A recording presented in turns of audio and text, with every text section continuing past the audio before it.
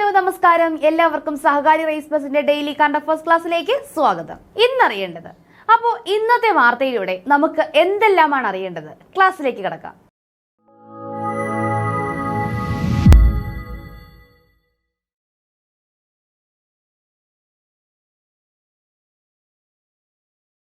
വീണ്ടും നമുക്ക് ദുഃഖകരമായ വാർത്തകളിലൂടെയാണ് നമ്മുടെ ക്ലാസ്സുകൾ ആരംഭിക്കുന്നത്. ഇന്നും ഒരു ദുഃഖവാർത്തയാണ്. ഹെഡ്ലൈൻ ഞാൻ ഒഴിവാക്കിയതാണ്, കാരണം നമുക്ക് സ്റ്റാർട്ടിങ്ങിൽ അങ്ങനെ ഒന്നും കാണണ്ട. അപ്പോൾ ഇതൊരു ഹെലികോപ്റ്റർ അപകടമാണ്. ഇത് നടന്നത് രുദ്രപ്രയാഗിലാണ്. നമ്മൾ ഇത്രമാത്രം ഓർത്താൽ മതി. രുദ്രപ്രയാഗ് ഉത്തരാഖണ്ഡിലാണ്. കേദാർനാഥ് തീർത്ഥാടക സംഘത്തിൽ അടങ്ങിയവരാണ് അന്തരിച്ചവർ. അപ്പോൾ രുദ്രപ്രയാഗ് എവിടെയാണ്? രുദ്രപ്രയാഗ് ഏത് സംസ്ഥാനത്താണ്? ഉത്തരാഖണ്ഡിലാണ്. ഈ അപകടത്തിൽ ഹെലികോപ്റ്റർ ഉണ്ടായിരുന്ന 7 പേരും മരണപ്പെട്ടു. അപ്പോൾ നമ്മൾ ഓർത്തിരിക്കേണ്ടത് രുദ്രപ്രയാഗ് ഏത് സംസ്ഥാനത്താണ്? ഉത്തരാഖണ്ഡിലാണ്. റേഡിയോ നെല്ലിക്ക പറയും ഇമ്മിണി വലിയ കാര്യങ്ങൾ. അപ്പോൾ ഇനി നമുക്ക് ഒരു നെല്ലിക്ക, എന്താണ് നെല്ലിക്ക? ഒരു റേഡിയോയാണ്, ഒരു റേഡിയോ നെല്ലിക്ക, ഒരു ഇന്റർനെറ്റ് റേഡിയോയാണ് ഈ നെല്ലിക്ക എന്ന് പറയുന്നത്. അപ്പോൾ കണ്ടോ, 2 കുട്ടികളാണ് അതിന്റെ തലയിൽ വെച്ചുകൊണ്ടിരിക്കുന്നത്. അപ്പോൾ ഇത് കാണുമ്പോൾ തന്നെ നമുക്ക് മനസ്സിലാവും ഇമ്മിണി വലിയ കാര്യങ്ങൾ. ആ ഒരു ഹെഡിങ്ങിൽ തന്നെ മനസ്സിലാവും എന്താണ് ഇത്. കുട്ടികൾക്ക് വേണ്ടിയുള്ളതാണ്. ആർക്ക് വേണ്ടിയുള്ളതാണ്? കുട്ടികൾക്ക് വേണ്ടിയുള്ളതാണ്. എന്തിനാണ്? നമ്മുടെ ബാലാവകാശ കമ്മീഷൻ കൊണ്ടുവരുന്നതാണ് ഈ റേഡിയോ നെല്ലിക്ക എന്ന് പറയുന്നത്. കുട്ടികളുടെ രക്ഷയ്ക്ക് അവരുടെ ശബ്ദത്തിന് മുൻഗണന നൽകി കഥ പറച്ചിലും ചർച്ചകളുമൊക്കെയായി റേഡിയോ കുട്ടികളെ തേടിയെത്തും. അപ്പോൾ കുട്ടികളുടെ രക്ഷയ്ക്ക് അവരുടെ ശബ്ദത്തിന് മുൻഗണന നൽകി കഥ പറച്ചിലും ചർച്ചകളുമൊക്കെയായിട്ട് മുന്നോട്ട് വരാൻ പോകുന്ന ബാലാവകാശ കമ്മീഷന്റെ നേതൃത്വത്തിൽ, നമ്മുടെ സംസ്ഥാന ബാലാവകാശ കമ്മീഷന്റെ നേതൃത്വത്തിൽ മുന്നോട്ട് വരാൻ പോകുന്ന ഒരു ഇന്റർനെറ്റ് റേഡിയോയാണ് റേഡിയോ നെല്ലിക്ക. എന്താണ്? റേഡിയോ നെല്ലിക്ക അല്ലെങ്കിൽ നെല്ലിക്ക എന്ന് തന്നെ പറയാം. അപ്പൊ ഇത് എവിടെ ഇരുന്നാലും കേൾക്കാവുന്ന ഒന്നാണ്. ഇത് പ്രധാനമായിട്ടും കൊണ്ടുവരുന്നത് എന്തിനു വേണ്ടിയിട്ടാണ്? കുട്ടികളുടെ മാനസിക സംഘർഷം, ലഹരി, സൈബർ ഇടങ്ങളിലെ ചതി, ആത്മഹത്യ, സാമൂഹിക മാധ്യമ അടിമത്തം തുടങ്ങിയവയിൽ നിന്നും കുട്ടികളെ രക്ഷിക്കാൻ, ഇവയൊക്കെ തടയുന്നതിന് വേണ്ടിയിട്ടാണ് ബാലാവകാശ കമ്മീഷന്റെ ആഭിമുഖ്യത്തിൽ ഇത്തരമൊരു ഇന്റർനെറ്റ് റേഡിയോ നിലവിൽ വരാൻ പോകുന്നത്. അപ്പൊ നമുക്കറിയാം, നമ്മുടെ സമൂഹത്തിൽ ഇപ്പോഴത്തെ കുഞ്ഞു കുട്ടികൾ വളരെ ചെറിയ പ്രശ്നങ്ങൾക്ക് തന്നെ അമ്മ ഒന്ന് വഴക്ക് പറഞ്ഞെന്നോ, കൂട്ടുകാർ കളിയാക്കിയെന്നോ, ഫോൺ കൊടുത്തില്ലെന്നോ, അങ്ങനെയുള്ള കുഞ്ഞു കാര്യങ്ങൾക്ക് തന്നെ ഇവർ എന്തിലേക്ക് പോകുന്നു? ആത്മഹത്യയിലേക്ക് പോകുന്നു. അപ്പൊ ഇത്തരം പ്രവണതകളൊക്കെ തടഞ്ഞ് സോഷ്യൽ മീഡിയ ഉപയോഗങ്ങളൊക്കെ കുറച്ച് അവർക്കൊരു അവബോധമൊക്കെ ഉണ്ടാക്കുക എന്ന ഒരു ലക്ഷ്യത്തോടു കൂടിയാണ് റേഡിയോ നെല്ലിക്ക ആരംഭിക്കുന്നത്. അപ്പോൾ വളരെ നല്ലൊരു സംരംഭം തന്നെയാണ് അല്ലേ? എന്തിന്റെ ആഭിമുഖ്യത്തിലാണ്? സംസ്ഥാന ബാലാവകാശ കമ്മീഷൻ. ഇതൊരു ഇന്റർനെറ്റ് റേഡിയോ ആണെന്ന് ഓർക്കുക. ഇത് ഈ മാസം 18-ന് 2025 ജൂൺ 18-ന് നമ്മുടെ മുഖ്യമന്ത്രി പിണറായി വിജയൻ ഇത് ഉദ്ഘാടനം ചെയ്യും. തുടക്കത്തിൽ തിങ്കൾ മുതൽ വെള്ളി വരെ 4 മണിക്കൂറാണ് പരിപാടികൾ. ശനിയും ഞായറും ഇവയുടെ ആവർത്തനം. തുടക്കത്തിൽ തിങ്കൾ മുതൽ വെള്ളി വരെ 4 മണിക്കൂറാണ് പരിപാടി വെക്കാൻ പോകുന്നത്. അത് കഴിഞ്ഞിട്ട് ശനിയും ഞായറും ഇത് കേൾക്കാൻ സമയം കിട്ടാത്ത കുട്ടികൾക്കും മുതിർന്നവർക്കും ഒക്കെ ഇത് ഒന്നും കൂടി ആവർത്തിച്ച് അവരതിനെ ടെലികാസ്റ്റ് ചെയ്യുന്നുണ്ട്. അപ്പൊ നമുക്ക് ഒന്നുകൂടെ കേൾക്കാം. കൂടാതെ പ്ലേ സ്റ്റോറിൽ നിന്നും iOS ആപ്പ് സ്റ്റോറിൽ നിന്നും റേഡിയോ ഫോണിൽ ഡൗൺലോഡ് ചെയ്യാം. അപ്പൊ എന്ത് ചെയ്യാം? നമുക്ക് പ്ലേ സ്റ്റോറിൽ നിന്നും iOS ആപ്പ് സ്റ്റോറിൽ നിന്നും ഒക്കെ ഈ റേഡിയോ നെല്ലിക്ക, ഈ റേഡിയോ നമുക്ക് എന്ത് ചെയ്യാൻ പറ്റും? ഡൗൺലോഡ് ചെയ്തെടുക്കാൻ പറ്റും. കൂടാതെ കമ്പ്യൂട്ടറിലാണെങ്കിൽ റേഡിയോ നെല്ലിക്ക radioneല്ലിക്ക.com നമുക്ക് എന്ത് ചെയ്യാം? അതൊക്കെ കേൾക്കാം. കമ്പ്യൂട്ടറിലാണെങ്കിൽ radioneല്ലിക്ക.com നമുക്ക് റേഡിയോ നെല്ലിക്കയുടെ സേവനം ലഭിക്കുന്നു. അപ്പോൾ ഇനി ആരും റേഡിയോ നെല്ലിക്ക മറക്കരുത്. മുതിർന്നവർക്കായാലും നമുക്ക് എന്തെങ്കിലുമൊക്കെ സ്ട്രെസ് ഉണ്ടെങ്കിൽ 18-ാം തീയതി ഉദ്ഘാടനം ചെയ്യുന്നുണ്ട്. നമുക്ക് എന്ത് ചെയ്യാം? 18 എഴുതിയത് 15 ഇപ്പോൾ 18-ാം തീയതി ഉദ്ഘാടനം ചെയ്യുന്നുണ്ട്. നമുക്ക് ഇടയ്ക്കൊക്കെ റേഡിയോ നെല്ലിക്കയും കേട്ട് നമ്മുടെ കുട്ടിക്കാലമായി ഇറക്കിയിരിക്കാം. നടൻ GP രവി അന്തരിച്ചു. അപ്പോൾ ഒരു പഴയകാല നടനാണ് GP രവി. അദ്ദേഹം നമ്മുടെ ഉപ്പുകുലാൻ പോലുള്ള സിനിമകളിലൊക്കെ അഭിനയിച്ചിട്ടുള്ള വ്യക്തിയാണ്. അപ്പോൾ ഇത്തരം വ്യക്തികളെയൊക്കെ നമ്മുടെ PSCക്ക് ഇഷ്ടമാണ് അല്ലേ? അടുത്തിടെ അന്തരിച്ച മലയാള സിനിമാ നടൻ ആര് എന്ന് ചോദിച്ചിട്ട് ഒരു ഓപ്ഷൻ GP രവി തന്നാൽ നമ്മൾ പറയും ഇങ്ങനെ ഒരാൾ മലയാള സിനിമയിൽ ഇല്ല, നമുക്ക് ആർക്കും അറിയില്ല എന്ന്. അങ്ങനെ ആരും പറഞ്ഞിട്ട് പോകരുത്. GP രവി ആരാണ്? GP രവി, നടൻ GP രവി അന്തരിച്ചു. ജെയിം രവി അല്ല, GP രവിയാണ്. ജെയിം രവിനെ എല്ലാവർക്കും അറിയാവൂ. GP രവിയാണ് കേട്ടോ. യുദ്ധം നടന്നുകൊണ്ടിരിക്കുകയാണ് അല്ലേ. അപ്പൊ യുദ്ധം ഒന്നിനും ഒരു പരിഹാരമല്ല. ഇസ്രായേലും ഇറാനും തമ്മിൽ യുദ്ധം നടക്കുകയാണ്.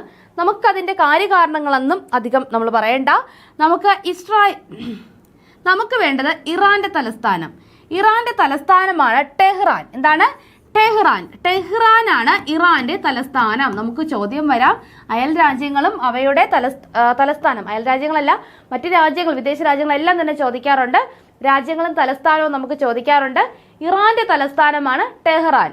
ആ പേര് പോലെ തന്നെ ഇല്ലേ, ഇറാൻ, ടെഹ്റാൻ. ഇറാന്റെ തലസ്ഥാനമാണ് ടെഹ്റാൻ. ഇത് ഇറാന്റെ എണ്ണ സംഭരണശാലയ്ക്ക് തീ പിടിച്ചപ്പോഴുള്ള ചിത്രമാണ്. അതായത് ഇറാന്റെ എണ്ണ സംഭരണശാലയ്ക്കൊക്കെ നമ്മുടെ ഇസ്രായേൽ ആക്രമിച്ചിട്ടിട്ടുണ്ട്. അപ്പോൾ ഇനി വരും ദിവസങ്ങളിൽ ഇനി നമുക്ക് എന്ത് ചെയ്യാം, ഒരു ഇന്ധന ദൗർലഭ്യം, നമ്മുടെ പെട്രോളും ഡീസലിന്റെ ഒക്കെ ഒരു ദൗർലഭ്യം നമ്മൾ മിക്കവാറും നേരിടാൻ ചാൻസ് ഉണ്ട്. ഇതൊരു ചരിത്രമാണ്, നമ്മൾ എല്ലാവരും അറിഞ്ഞതാണ്. ദക്ഷിണാഫ്രിക്കൻ ക്യാപ്റ്റനാണ് ഈ കപ്പുമായി നിൽക്കുന്നത്. ഏതായിരുന്നു? ലോക ടെസ്റ്റ് ചാമ്പ്യൻഷിപ്പ്. അപ്പൊ ഇത് തുടങ്ങുന്നതിന് മുന്നേ തന്നെ നമ്മൾ പറഞ്ഞായിരുന്നു ഫൈനലിൽ ഓസ്ട്രേലിയയും ദക്ഷിണാഫ്രിക്കയും തമ്മിലാണെന്ന്. അതായത് ഇതുവരെയും ഒരു ICC കിരീടവും നേടാത്ത രാജ്യമാണ് ദക്ഷിണാഫ്രിക്ക. ഓസ്ട്രേലിയ ആണെങ്കിലോ ഒട്ടുമിക്ക കപ്പുകളും അവരുടെ അലമാരയ്ക്കകത്തുണ്ട്. നമ്മുടെ ദക്ഷിണാഫ്രിക്കൻ അലമാരയാണെങ്കിലോ ഒഴിഞ്ഞു കിടക്കുകയായിരുന്നു. ലോർഡ് സ്റ്റേഡിയത്തിന്റെ ലോങ് റൂമിൽ ടെസ്റ്റ് ചാമ്പ്യൻഷിപ്പ് കിരീടവുമായി ദക്ഷിണാഫ്രിക്കൻ ക്യാപ്റ്റൻ തെംബ ബവുമ. ആരാണ്? Temba Bavuma. ദക്ഷിണാഫ്രിക്കൻ ക്യാപ്റ്റൻ ആരാണ്? Temba Bavuma. തെംബ ബവുമയാണ് ദക്ഷിണാഫ്രിക്കയുടെ ക്യാപ്റ്റൻ. ദക്ഷിണാഫ്രിക്കയുടെ ക്യാപ്റ്റൻ ആരാണ്? Temba Bavuma. അപ്പൊ നമുക്ക് കുറച്ച് ഡീറ്റെയിൽഡ് ആയിട്ട് നോക്കിയാലോ. 27 വർഷത്തെ കാത്തിരിപ്പിന് ശേഷം പ്രോട്ടീസ് പടയ്ക്ക് കിരീടം. അപ്പോ 27 വർഷത്തെ കാത്തിരിപ്പിന് ശേഷമാണ് ഇവർക്ക് ഈ ഒരു വിജയം ഉണ്ടായിരിക്കുന്നത്. 2025 ലോക ടെസ്റ്റ് ചാമ്പ്യൻഷിപ്പ് കിരീടം നേടിയ രാജ്യമാണ് ദക്ഷിണാഫ്രിക്ക. ഇംഗ്ലണ്ടിലെ ലോർഡ്സിൽ നടന്ന ഫൈനലിൽ ഓസ്ട്രേലിയയെ പരാജയപ്പെടുത്തി. അപ്പോൾ വേദി എവിടെയായിരുന്നു? ഇംഗ്ലണ്ടിലെ ലോർഡ്സിലായിരുന്നു. ഇംഗ്ലണ്ടിലെ ലോർഡ്സിലാണ് 2025 ലോക ടെസ്റ്റ് ചാമ്പ്യൻഷിപ്പ് നടന്നത്. എവിടെയായിരുന്നു? ഇംഗ്ലണ്ടിലെ ലോർഡ്സിലാണ് മത്സരം നടന്നത്. ദക്ഷിണാഫ്രിക്കയുടെ ആദ്യ ICC ടെസ്റ്റ് ചാമ്പ്യൻഷിപ്പ് കിരീടമാണ്. എന്താണ്? ദക്ഷിണാഫ്രിക്കയുടെ ആദ്യത്തെ ICC ടെസ്റ്റ് ചാമ്പ്യൻഷിപ്പ് കിരീടമാണ് ഇത്തവണ ലഭിച്ചിരിക്കുന്നത്. ദക്ഷിണാഫ്രിക്കയുടെ ആദ്യത്തെ ICC ടെസ്റ്റ് ചാമ്പ്യൻഷിപ്പ് കിരീടമാണിത്. ദക്ഷിണാഫ്രിക്കൻ ക്യാപ്റ്റൻ ആരാണ്? Temba Bavuma. ആരാണ്? തെംബ ബാവുമയാണ് ദക്ഷിണാഫ്രിക്കയുടെ ക്യാപ്റ്റൻ. ക്വീൻസിൽ മരിയ. അപ്പൊ ഇവിടെയും ഒരു റെക്കോർഡുണ്ട്. അപ്പൊ അതുകൊണ്ടാണ് ഈ ന്യൂസ് നമ്മളിവിടെ ഇട്ടിരിക്കുന്നത്. ഇത് ക്വീൻസ് ക്ലബാണ്. ക്വീൻസ് ക്ലബ് ടെന്നീസ് വനിതാ സിംഗിൾസിൽ അട്ടിമറി വിജയവുമായി ജർമ്മൻ ക്വാളിഫയർ ടറ്റ്യാന മരിയ. ആരാണ്? ടറ്റ്യാന മരിയയാണ് ക്വീൻസ് ക്ലബ് ടെന്നീസിൽ വനിതാ സിംഗിൾസിൽ വിജയിയായിരിക്കുന്നത്. ആരാണ്? ടറ്റ്യാന മരിയ. അപ്പൊ ഇവിടെ ഒരു റെക്കോർഡ് എന്ന് പറയുന്നത് WTA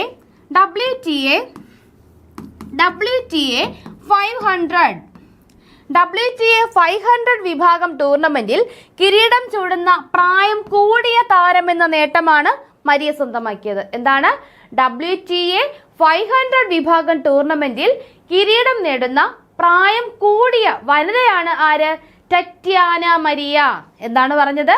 WTA 500 വിഭാഗത്തിൽ കിരീടം നേടുന്ന ഏറ്റവും പ്രായം കൂടിയ താരമാണ് ടറ്റ്യാന മരിയ. അപ്പോൾ ഈ ടറ്റ്യാന മരിയ ഒരു ഗ്രാൻഡ് സ്ലാം കിരീടം ഒന്നും നേടിയിട്ടില്ല. അവരുടെ ഗ്രാൻഡ് സ്ലാമിലെ ഏറ്റവും വലിയ വിജയം എന്ന് പറയുന്നത് 2022 വിംബിൾഡൺ സെമിയിൽ അവർ കളിച്ചു എന്നുള്ളതാണ്. അപ്പോൾ ഗ്രാൻഡ് സ്ലാം കളിച്ചാൽ മാത്രമേ വലിയൊരു കളിക്കാരിയാവൂ എന്നില്ല. എന്നിരുന്നാലും നമുക്ക് ഒരാൾ തന്നിട്ട് ഒരു സ്റ്റേറ്റ്മെന്റ് ചോദിച്ചു കഴിഞ്ഞാൽ ഇത്ര ഗ്രാൻഡ് സ്ലാം കിരീടങ്ങൾ നേടിയിട്ടുണ്ട് എന്ന് പറഞ്ഞാൽ നമുക്ക് ഇല്ല എന്ന് ഉറപ്പിക്കാനാകണം. അതിനു വേണ്ടിയിട്ട് പറഞ്ഞതാണ്. ടറ്റ്യാന മരിയ ഗ്രാൻഡ് സ്ലാം കിരീടങ്ങൾ ഒന്നും തന്നെ നേടിയിട്ടില്ല. അവരുടെ നേട്ടം എന്ന് പറയുന്നത് WTA 500 വിഭാഗത്തിൽ കിരീടം നേടുന്ന ഏറ്റവും പ്രായം കൂടിയ വനിതയാണ് ആര്? ടറ്റ്യാന മരിയ. വയോജനങ്ങൾക്കായി സല്ലാപം പദ്ധതി ആവിഷ്കരിക്കും മന്ത്രി R ബിന്ദു. അപ്പോൾ ഇനി കുറച്ച് സല്ലപിക്കാം അല്ലേ? വയോജനങ്ങൾക്ക് ഇനി കുറച്ച് സല്ലപിക്കാം. ഒറ്റപ്പെടൽ അനുഭവിക്കുന്ന വയോജനങ്ങൾക്കായി സല്ലാപം പദ്ധതി അവതരിപ്പിക്കുമെന്ന് മന്ത്രി R ബിന്ദു. വയോജനങ്ങൾക്ക് പുതിയ സുഹൃത്തുക്കളെ കണ്ടെത്തുക, യുവാക്കളുമായുള്ള ബന്ധം ദൃഢപ്പെടുത്തുക തുടങ്ങിയ ലക്ഷ്യങ്ങൾക്കായി ഫോൺ എ ഫ്രണ്ട് മാതൃകയിലാണ് പദ്ധതി നടപ്പിലാക്കുന്നത്. അപ്പൊ ഏതാണ് ആ മാതൃക? ഫോൺ എ ഫ്രണ്ട് മാതൃക. നമ്മള് ഏതല്ല ഈ ഫോൺ എ ഫ്രണ്ട് കണ്ടിട്ടുള്ളത്? പണ്ട് നമ്മുടെ സുരേഷ് ഗോപി അവതരിപ്പിച്ച ഏഷ്യാനെറ്റിലെ കോടീശ്വരം പരിപാടിയിൽ നമ്മൾ കണ്ടു മറന്നൊരു പേരാണ് ഫോൺ എ ഫ്രണ്ട്. അപ്പോൾ ഈ ഫോൺ എ ഫ്രണ്ട് പദ്ധതിയിലൂടെ ഫോൺ എ ഫ്രണ്ട് മാതൃകയിലാണ് എന്ത് നടപ്പിലാക്കുന്നത്? സല്ലാപം പദ്ധതി നടപ്പിലാക്കുന്നത്. ഇത് എന്തിനു വേണ്ടിയിട്ടാണ്? അവരുടെ യുവാക്കളുമായിട്ടുള്ള ബന്ധമൊക്കെ ദൃഢപ്പെടുത്തുക, പുതിയ സുഹൃത്തുക്കളെ കണ്ടെത്തുക, ഇതിനൊക്കെ വേണ്ടിയിട്ടാണ് സല്ലാപം പദ്ധതി. PM reaches Cyprus, Turkey's rival and EU chair next year to deepen ties. അപ്പോൾ ഇവിടെ മറ്റൊരു ചരിത്രം എന്താണ് becoming the first Indian Prime Minister to visit Cyprus in 23 years. Cyprus സന്ദർശിക്കുന്ന 23 വർഷങ്ങൾക്ക് ശേഷം സൈപ്രസ് സന്ദർശിക്കുന്ന ആദ്യത്തെ പ്രധാനമന്ത്രി, ഇന്ത്യൻ പ്രധാനമന്ത്രി ആരാണ്? നമ്മുടെ നരേന്ദ്രമോദിയാണ്. Becoming the first Indian prime minister to visit Cyprus in 23 years, prime minister Narendra Modi reached the Mediterranean island country Sunday, where he has greeted at the airport by President Nikos Christodoulides. ആരാണ്? നിക്കോസ് ക്രിസ്റ്റലോഡൈസ് ആണ് സൈപ്രസിന്റെ president. അദ്ദേഹമാണ് ഈ ചിത്രത്തിൽ കാണിച്ചിരിക്കുന്നത്. ആരാണ്? നിക്കോസ് ക്രിസ്റ്റലോഡൈസ്. ആരാണ്? നിക്കോസ് ക്രിസ്റ്റഡോലൈഡ്സ്. ലൈഡ്സ് എന്നാണ്. നിക്കോസ് ക്രിസ്റ്റഡോലൈഡ്സ് ആണ് സൈപ്രസിന്റെ പ്രസിഡന്റ്. അപ്പോ സൈപ്രസ് സന്ദർശിക്കുന്ന ആദ്യ പ്രധാനമന്ത്രി, ഇന്ത്യൻ പ്രധാനമന്ത്രിയാണ് ആര്? നമ്മുടെ നരേന്ദ്രമോദി. ശത്രുക്കൾ ചിതറും, ഇന്ത്യക്കിനി രുദ്രാസ്ത്രം. അപ്പോ ഇന്ത്യക്ക് ഒരു പുതിയ അസ്ത്രം വന്നിരിക്കുകയാണ്. എന്താണ്? തദ്ദേശീയമായി വികസിപ്പിച്ച ആധുനിക ഡ്രോണിന്റെ പരീക്ഷണം വിജയം. അപ്പോൾ ഇന്ത്യ തദ്ദേശീയമായി നിർമ്മിച്ച ഒരു ഡ്രോൺ, ആധുനിക ഡ്രോണിന്റെ പരീക്ഷണം വിജയിച്ചിരിക്കുകയാണ്. 50 കിലോമീറ്റർ ദൂരത്തിൽ കൃത്യമായി ആക്രമണം നടത്തിയതിനു ശേഷം ഇത് തിരികെ എത്തി. 50 കിലോമീറ്റർ ദൂരത്തിൽ കൃത്യമായിട്ട് ആക്രമണം നടത്തിയതിനു ശേഷം ഈ ഡ്രോൺ തിരികെ എത്തിയിരിക്കുകയാണ്. അപ്പോൾ ഏതാണ് ഈ ഡ്രോൺ? രുദ്രാസ്ത്ര. രുദ്രാസ്ത്ര എന്നാണ് ഈ ഡ്രോണിന്റെ പേര്. രുദ്രാസ്ത്ര എന്നാണ് ഈ ഡ്രോണിന്റെ പേര്. ഇത് നിർമ്മിച്ചിരിക്കുന്നത് പ്രതിരോധ രംഗത്തെ സ്വകാര്യ കമ്പനിയായ solar defence and aerospace limited. Solar defence and aerospace company. Solar defence and aerospace limited. Solar defence